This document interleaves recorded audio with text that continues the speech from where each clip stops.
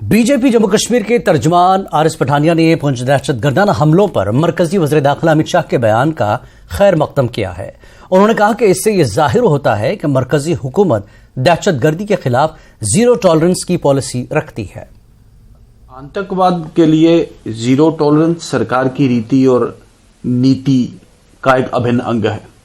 केंद्रीय गृह मंत्री अमित शाह जी ने अभी एक साक्षात्कार में इसे विदित किया है कि पुंछ जो आतंकवादी हमला जिसमें 5 जांबाज भारतीय सेना के जवानों ने अपनी जान गंवाई, शहीद हुए, इसको सारा डीकोड कर लिया गया है। आपके ध्यान में रहे, इससे पहले जम्मू कश्मीर के डायरेक्टर जनरल पुलिस ने भी पुंछ में जाके एक साक्षात्कार में कुछ ऐसा ही खुलासा किया था। भारत सरकार और विशेषकर प्रधानमंत्री नरेंद्र मोदी जी के नेतृत्व में कटिबद्ध और वचनबद्ध है कि हर एक आतंकवादी जो भारत की और विशेषकर जम्मू कश्मीर की भूमि पे यहां की शांति को भंग करने बल्कि यहां के लोगों की रक्षा और सुरक्षा को खतरा बनने के लिए खड़ा है, उसको आखिरी दम तक उसके विरुद्ध लड़ाई लड़ेगी। और सरकार की जीरो टॉलरेंस की जो पॉलिसी है, इसने वाकई पिछले दिनों में एक रिजल्ट दी है। और ना सिर्फ भारत, ना सिर्फ बल्कि एशिया, बल्कि पूरी दुनिया ने इसे माना है। That the fight against terror में भारत एक टीम लीडर बना है। भारत ने कंसिडरेबल अचीवमेंट्स पिछले दिनों में जो इस खित्ते में हासिल की हैं। वज़ीर दाखिला अमित शाह के बयान पर रद्दअमल जाहिर करते हुए भारतीय जनता पार्टी के कौमी जनरल सेक्रेटरी और जम्मू कश्मीर इंचार्ज तरुण चुग ने कहा कि हमारी पॉलिसी दहशतगर्दी के खिलाफ जीरो टॉलरेंस है।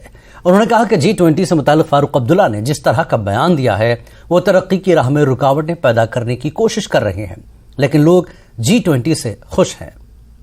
गृह मंत्री अमित शाह ने न्यूज 18 को इंटरव्यू देते हुए कहा है कि जो भी आतंकी हमले हुए हैं उनको सुलझा लिया गया है। हमारे साथ ज्यादा बातचीत के लिए हैं बीजेपी के राष्ट्रीय महासचिव और जम्मू कश्मीर इंचार्ज तरुण चुग जी।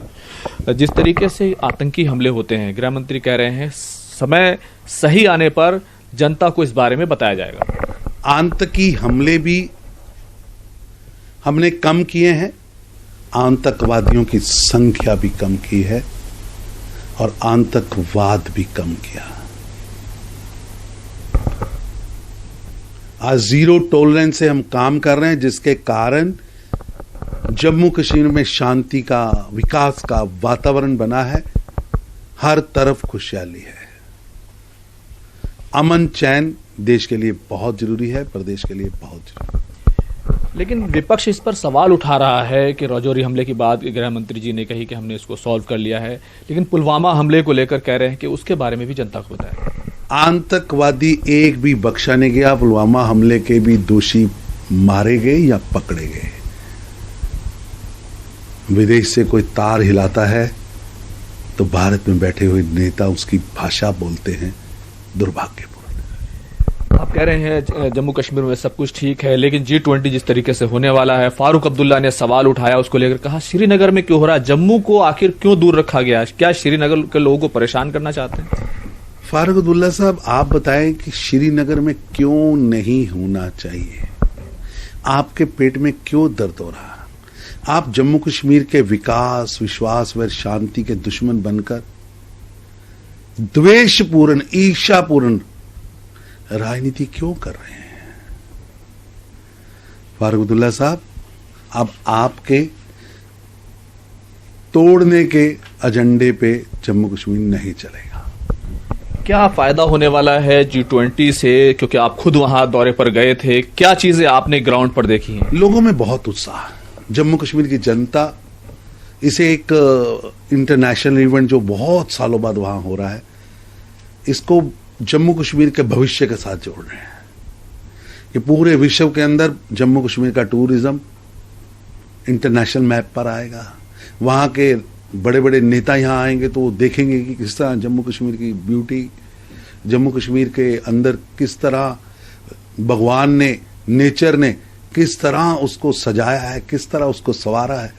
वो भारत के सर का ताज है, वो स्वर्ग है। ये जम्मू कश्मीर की हर एक इंच भूमि अपने आप में एक स्वर्ग की तरह है। तो ये एक विकास का नया रास्ता खोलेगी, जम्मू कश्मीर के टूरिज्म का नया रास्ता खोलेगी, उद्योग का नया रास्ता खोलेगी और पूरे विश्व के अंदर जम्मू कश्मीर विकास के एजेंडे पर आएगा। आतंकी गतिविधियां कम हुई है, G20 होने वाला है। इसी संदर्भ में गुलाम नबी आजाद ने कहा यह सही समय है कि चुनाव होना चाहिए। निश्चित रूप से भारतीय जनता पार्टी चुनाव के लिए वचनबद्ध है। हमने डीडीसी का चुनाव कराया, हमने बीडीसी का चुनाव कराया, हमने पंचायत का चुनाव कराया। हजारों लोग जीत के आए हैं और जो लोग जीत के आए हैं वो भारी भारी मतों से जीत के आए हैं। जितने वोटों से ये लोग संसद में लोगों को भेजते थे, आज डीडीसी का सदस्य उतने वोट लेकर जीता है। जनता ने खुलकर वोट दिया है। 22 लाख मतदाताओं ने वोट दिया है डीडीसी चुनाव में हो रही देरी को लेकर आजाद ने आलोचना की है कि चुनी हुई सरकार से लोगों को वंचित रखना ये लोकतंत्र नहीं है। परिसीमन पर काम हो रहा है। परिसीमन के बाद वोटिंग पर काम हुआ, वोटर लिस्टें बन रही हैं। वोटर लिस्टें बन के सभी पॉलिटिकल पार्टियों से ऑब्जेक्शन मांगे जाएंगे। ये एक चुनावी प्रक्रिया है और मेरे को पूरा यकीन है चुनाव आयोग जल्दी ही चुनाव घोषित करेगा। कैमरामैन कार्तिक के साथ खुर्रम शहजाद, न्यूज़ 18 दिल्ली।